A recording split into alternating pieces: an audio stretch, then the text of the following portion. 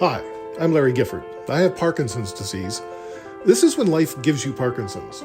Joining me on the podcast journey is my wife and partner in Parkinson's, Rebecca Gifford. Today, you'll listen to part 2 of a 3-part conversation between Larry and me. And if you haven't heard part 1, you may want to stop here and go back and listen to the previous episode first. One of the things that has become key for our relationship over the last 20 some odd years, before and after diagnosis, is taking time to talk to each other and listen to each other. In these conversations, we share what we need from each other, where we need help, and how things make us feel. We have an intention of doing them on a regular basis and as much as needed, but often we let it go a little bit too long and then have a lot to talk about. A lot to talk about. That's a great euphemism. But we always have the intention, and we always enjoy the talks because we find the intimacy of these honest and vulnerable conversations brings us closer together. And laughter and tears. It's better than cats. The focus of today's episode explores our current emotional state, and we pick up the talk discussing the emotional roller coaster that is Parkinson's.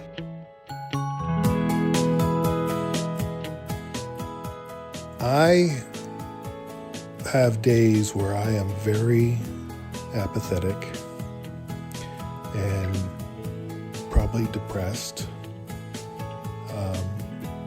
and find it hard to see how to move forward. And then I have days where I'm really super motivated and hopeful and can see the path. It's not me to be apathetic. It's Parkinson's to be apathetic. And so I don't even realize it's happening until I realize, like, you're asking me for something and I'm like, I don't care. Like, I just don't care. And like, that's just so unhelpful for you. And a change in personality for you. Because when I married you, you cared about everything. A lot. I even cared about our wedding plans. You did. You did have the wedding planning. You cared about our meals. We cared what we did on vacation. How we spent time with Henry once we became parents. And were really engaged in his schooling and making those choices. And there are days when it's challenging to get you engaged in those things. For sure, it's a challenge for me. Yeah, I mean, it's like, I don't know. It's hard to explain because you just get into this funk. Like, well, what's it matter? Who cares?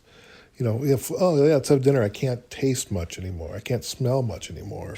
Yeah, I'm going to the grocery store, honey. What do you think you want for dinner? And you can see on your face, you just don't give a shit. I just chicken and a vegetable because that's all. Could be steak, could be chicken, could be tofu. I don't know. And that's where you pause for a nice tofu. No, it's just so emotionally. I've been kind of a roller coaster, more so than I have been in any other year of our marriage. And we've had some really serious conversations, and it's about priorities. And I think what I do is I get stuck in, you talk about my bubble, and I'll get stuck in a bubble, and it will be about work or it'll be about the PD Avengers, and I don't get stuck in a family bubble very often, and that's becoming more and more apparent to you and to Henry, and for me, like, I can't imagine not having you guys in my life and helping, going through this with me. And yet, while I see you as top priority, that my actions say differently. And we've talked about that. Sometimes they do, yeah. And sometimes for days at a time. And it can become frustrating, or it can start to feel a little hopeless because I'm like, okay, well, is this what we're in for now? Because I'm not seeing you coming out of it or being aware that that's what's happening as quickly. Yeah. It's just like the slowing down of the processing of things, and the awareness of things, and the bubble becoming a little bit more present or intense or whatever however you want to describe that. Well, and then sometimes, and it's not just that, because emotionally for me, the last few months have been quite intense. I think I'm at my next phase of grief. I don't know how else to describe it, because there were months there where I feel like I was in a depression. It was really difficult to engage in things, and I did. I was able to muster it, which is how I know that it wasn't a full-on depression, because I have been more depressed, and I know people who have it in a very serious, more significant way where you can't get yourself motivated to do anything for days, weeks, months on end. It was never that bad, but there were weeks and months where it took a lot of energy to get myself to the place where I could be really present and engaged in the things that were meaningful to me. And I don't know how else to describe that other than grief. So it was really hard to find gratitude. I found myself pretty intensely focused on the things that weren't good, which is that's not typical for me. That felt like a personality change, which is why I started to kind of label it a little mild depression in my mind. And it helped to do that, I think, because then it also helped me to ask for help. So I started some therapy on my own. We've been talking about this since the beginning of the podcast. Yeah. I should probably be in some therapy. Well, I'm not quite there. And I did try a therapist for a little bit, and that didn't work out with her. It wasn't a great match, which sometimes happens. Lovely person, not a good match. And then I gave it a few months, and then I started with a new therapist. And she's lovely and a fantastic listener, super perceptive, gets me. It's a good match. And that can make all the difference. I'm skeptical of therapy with a therapist that's not a good match for you or not very good, because that can do more harm than good. Yes. But when you find a really great therapist who can lead you and guide you and support you in the ways that you need, that can make all the difference. Yeah. But I think the biggest thing for me was that the way it manifested for me, and still does to some extent, is periods of being very sad about what feels like I can't change or address it. So it's not even focusing on fixing it, because I don't believe that's what I'm doing. I don't want to, quote unquote, fix things or make it right.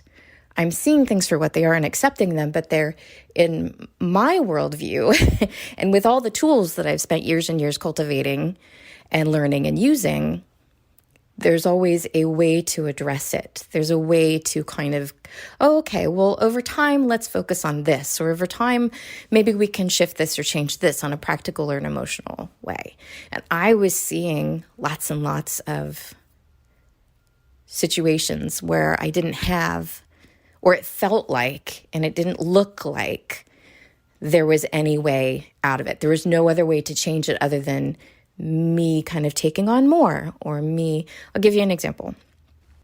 So as we've established, parenting is intense these days, and your bubble is getting a little bit more intense as well, even though you're aware of it.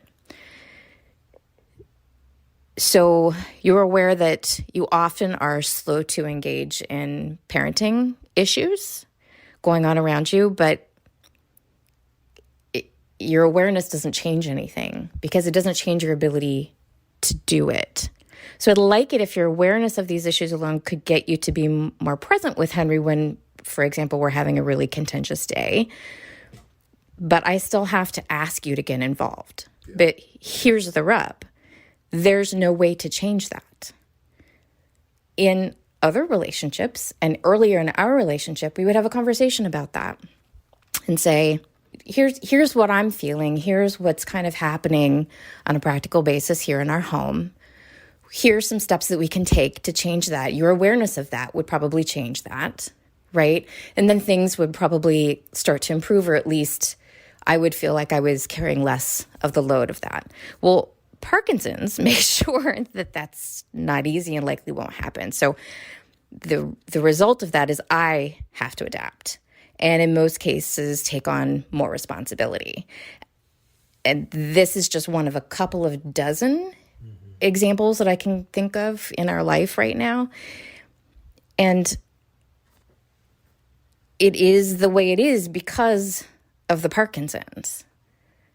It's not that way because of trouble in our relationship or something that can be significantly addressed. It feels, whether this is reasonable or the actual truth or not, it feels like something that just can't be resolved. So therefore, I have to change, or I have to sacrifice something, or I have to adapt.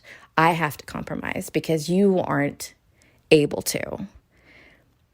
So there's little to be done except the people around you adapting. And the result of that is that I find myself envying people who don't have to think about that. Yeah. Well, and I think part of the issue is, even though it's the Parkinson's, it still feels personal. And so while it's not about our marriage, it is about our marriage. It affects our marriage, yeah. But it's not because our marriage is faulting or because anybody's doing anything wrong, right? You don't want the Parkinson's. You can't help the Parkinson's. It's not like you're intentionally doing this, or your lack of awareness is, or unconsciousness about it is the issue at play. It just is. And even though I'm aware of the bubble still comes. And I'm not aware when I go into the bubble. You go, hey, you in your bubble? And then you're like, hey, can you help me out? Excuse me. I need reminders like that. And for you, it's like, that's just another thing I got to think about. Yeah. Because it doesn't take the responsibility off of my plate of making it happen. I would like to just not have to think about it. But instead, I still have to think about making a list and making sure that you notice the list and making sure that, or often reminding you about the list, or that you had promised to do this by a certain time or something like that. And even even small things. Taking the initiative for doing things is not necessarily in your wheelhouse these days. And that can be anything as small as taking my sweatshirt upstairs. Right. Helping with the laundry, or remembering to bigger things like mutual professional projects and things like that. It's there are some days when it feels really big because there's like something that's really important to us both, and you are quite disengaged with the details of it, which is understandable, even though we had mutually decided we were going to think about the details of it, and then you just can't do it that day. Right. So it still needs to get done. Beck's going to do it. Shove other things aside, and then I have to go do it. So I end up adapting. And you hear that and it's, I know you care partners hear me, because you hear that all the time when there are care partner focused programs and workshops and whatnot, webinars. Here's the issue that the person with Parkinson's may or may not be dealing with. Here are the common issues or whatever. Unfortunately, it's the care partner who's going to have to notice and be aware and address it and adapt. Right. That is a common phrase that I think I've heard in every webinar that is care partner focused. And it's always kind of said apologetically, like, yeah, if you want this to be addressed, you're going to have to address it because they don't have the energy, or their brain doesn't work that way anymore, or whatever it is. So I find myself, when I'm faced with usually more than one of these kinds of things in a row, I can get into a hopeless place where it feels never ending and overwhelming. And, well, if I can't fix anything and it's just more and more things that I have to take care of and think of, where does it end? Where's the relief?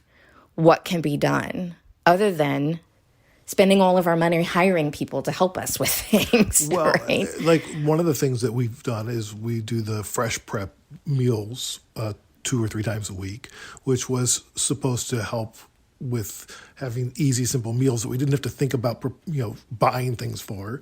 But we still have to. You still have to go in there and choose the meals, and you've got to make sure that we've cleaned it and that it's out front and that we remember that then it's late, and so then it still becomes your issue. It still helps, though. I do have to say, I like having a couple of nights when I don't have to think about it so much. Yeah, and then I try to cook one night a week, and I know that's not a lot, but I used to cook more. But it's, and then, I'll take it. And then we've talked about getting help around here, but again, we're not just none of us are rolling in so much money that we can just hire 500 people to do all of our stuff for us. I don't drive very much, so now you're driving Henry to and from school, and it's because I'm just I'll drive, but every time I drive, somebody honks at me, and I don't know why. I'm doing something wrong, yet I'm completely unaware of what it is, that makes me nervous then Right. about you driving. So Right. all of these, and I guess it's also important to note that all of these things and all of these additional ways that we have to think about it, and the ways that it's different from the way it used to be, it adds stress to your life too. So it's not just that I have to adapt, Henry has to adapt, the people around you have to adapt. You've had to adapt hugely, and so all of these things are stressful for you as well.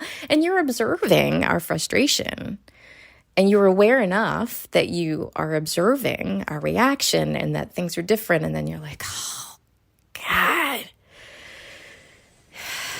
this damn Parkinson's, right? It's this is... Yeah. It's not as if you're doing this to us. I just want to acknowledge that. We're well aware of this. Is the biggest thing for people with Parkinson's who have great partners is we don't want to be a burden. And we can't help but be a burden at times. And you're watching us have to shift our life and everything around, and it's just because of you and your condition. And that would be heartbreaking. And you've described it as that. It is. And it's, it's, sometimes it's easier not to think about it because otherwise you'll just cry, which is probably why I disengage so much.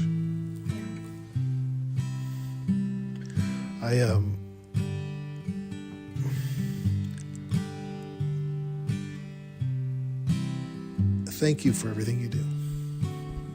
Well, and thank you for everything that you do. But everything I do frustrates you. Not everything. It's that weird, as I described, I'm in a time when I'm coming out of it, but I was very much in a time for a while where it was easier to see and to focus on the things that were not going well, which is why I describe it as kind of a mild depression, because I was very not focused on gratitude and not focused on the things that you can change and things that you do have an ability to address and all these things, which there's a lot. And having you in my life is still much, much, much, much, much better than not having you in my life. But it was I just got into a dark place. Again, I don't know how else to describe it other than just part of the grieving process. Yeah. And my challenge was trying to not fix it, right? And letting myself feel it and be aware of it so that it didn't take over. And reminding myself that I have been to dark places before and I know how to get out of it if I allow myself to lean into it and see it for what it is, which is just a normal part of the grieving process. There were days when that was really, really hard. But because I allowed myself to do that and then got help when it started to feel hopeless, a little too hopeless, now I'm able to, I'm starting to pull out of it.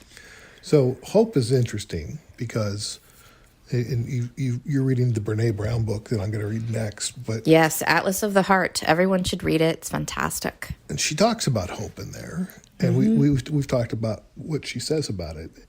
And you mentioned something earlier where you're like, I don't know how to fix it, and so then I become hopeless. And what Brene says, and I'm paraphrasing, and there's more to it, but if hope is when you can make a plan to move forward. When you can see that there are steps to take. Yes. And you can, that it is something that can be addressed. Even in a small way. Like if I can give myself hope by making a plan tomorrow to take down the Christmas tree that should have been taken down 3 weeks ago. Right. Well, shall we quote Brene directly? Sure, yes. Okay, so I thought this was really, really fascinating that her research and her observations determined that hope, and this is included in Atlas of the Heart, her latest book, hope has 3 elements that need to be there to experience it.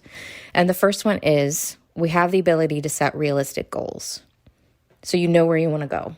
You can see where you want to go. It's not just this black abyss of here's where I am and I can't see anywhere else. At least you can see where you would like to be. 2, we're able to figure out how to achieve those goals, including the ability to stay flexible and develop alternative pathways. So you can have a plan. And 3, we have agency, which means we believe in ourselves and that you can get to that place. So it's self-love and confidence and all those things, but also taking steps and having an idea of what those steps are. She doesn't even talk about taking it.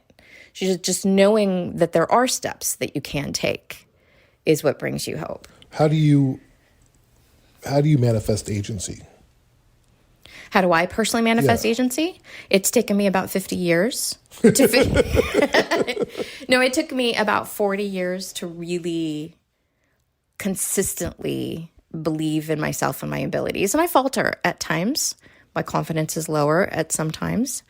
But to more consistently know that I, over time, can accomplish things.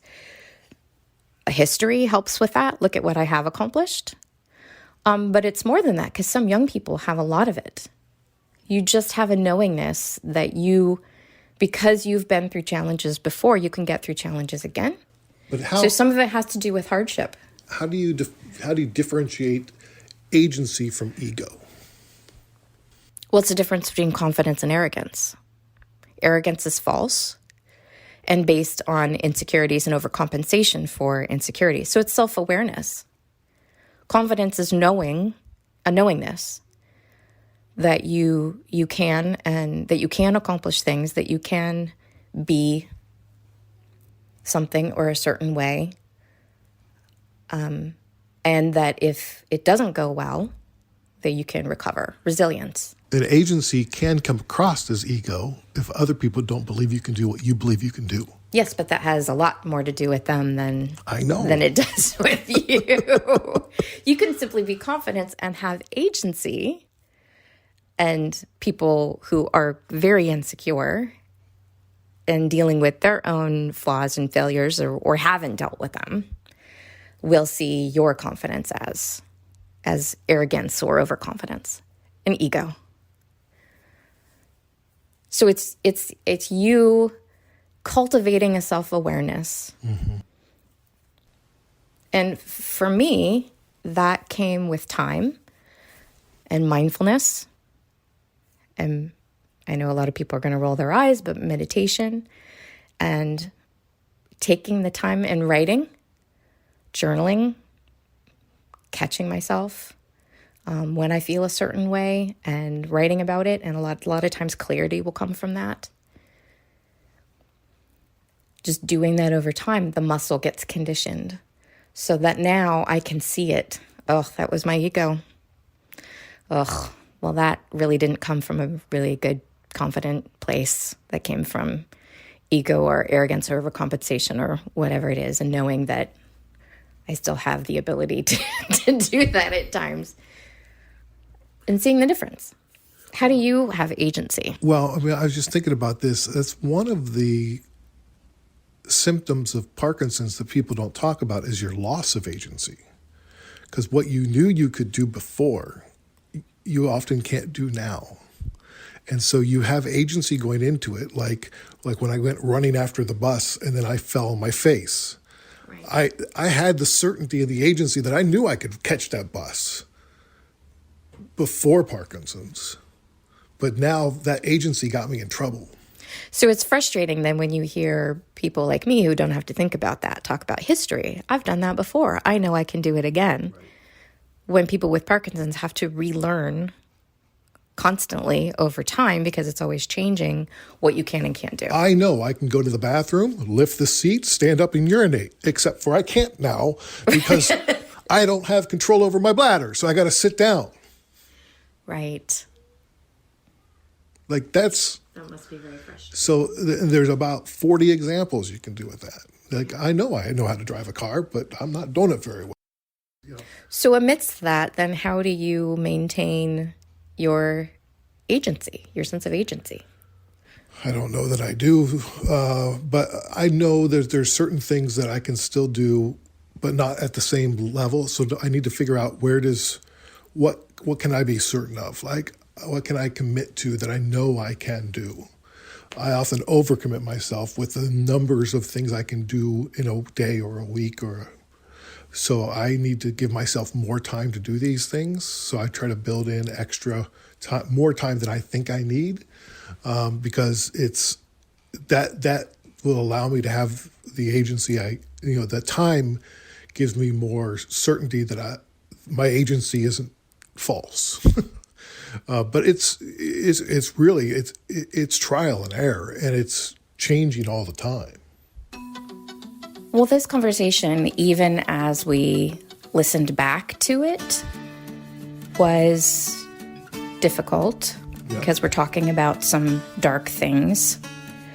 But it also was comforting because I remember how I felt as we were having the conversation and right after the conversation, and it continues, of just the power that acknowledging how you feel and sharing it vulnerably with the people who can have what you feel and need to hear how you're doing and want to hear how you're doing and support you in that process is invaluable. It's really healthy way to be, and to have that outlet and to really be able to look at and break down and put words to even the darkest parts of your recent experience. It doesn't make it this overwhelming, nebulous black abyss of something that can just feel too big or too big to even feel. Right. It makes it accessible, and then we're able to go, okay, I can deal with that. I can look at that. Right. It's like bacon. So when you pull bacon out of the oven, it's sizzling hot. And if you try to eat it, you burn yourself, right? So that's what it feels like when you haven't discussed these things. It just feels like untouchable. And then as it cools, as you acknowledge that the bacon's hot and you allow it to cool, or as you acknowledge the issues or the emotions that you're having about something and you share those with each other, it cools it off. So then it becomes something out here that's tasty. It's delicious. Yes. And something that you should eat. Well, it makes it less, gives you less indigestion. Or makes it more enjoyable, I guess, more palatable, something that is just part of your everyday experience and not something that you just can't look at. You're not allowing yourself to feel. Because, like, as I think back and listen back, I mean, there was a lot of emotion tied up into that conversation, but now it feels very approachable. Yes. I'm glad we had the conversation, and I hope that others enjoy it as well. I love you. Oh, I love you too. So that's part 2 of the talk. Next week's a serious discussion about the future of us. You, me, Henry, and Parkinson's. When Life Gives You Parkinson's is a Curious Cast production. Our story producer is Dila Velazquez, sound design by Greg Schott. The presenting partner is Parkinson Canada. Diagnosed with Parkinson's? You are not alone. Parkinson.ca. Thank you also to our promotional partners, the World Parkinson Congress 2023 in Barcelona, Spain. Make plans to be there with us. Now, you think about like saving some money. It's going to come quick. It's all the details at WPC2023.org for details. The Michael J. Fox Foundation Parkinson's Podcast, hosted by Larry Gifford. Available on Apple Podcasts and at michaeljfox.org. PD Avengers, a global alliance of people with Parkinson's, their partners and friends, united to the cause of ending Parkinson's disease. I encourage you, I implore you, I invite you to join us now at pdavengers.com. Spotlight YOPD, the only organization in the world with the singular focus of raising awareness of young onset Parkinson's disease. SpotlightYOPD.org. And I would really appreciate it, and so would Beck, and so would Curious Cast, if you would share this podcast with somebody. Everybody's recommending things these days. You go on Yelp and you're recommending restaurants or massage places or therapists. Oh, everybody's got a therapist they want to tell you about. Tell them about this podcast. That would be awesome. It's really the most effective way to grow our audience and raise awareness of Parkinson's disease. Keep positive. Keep exercising. Keep listening. We'll talk to you next time.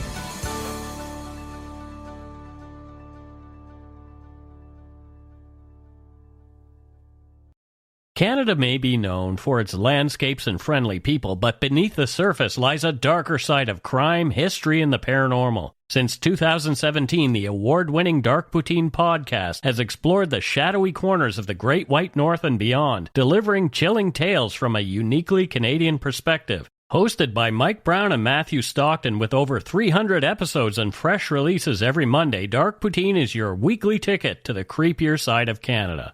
Listen to Dark Poutine on Apple, Spotify, Amazon Music, or wherever you get your podcasts.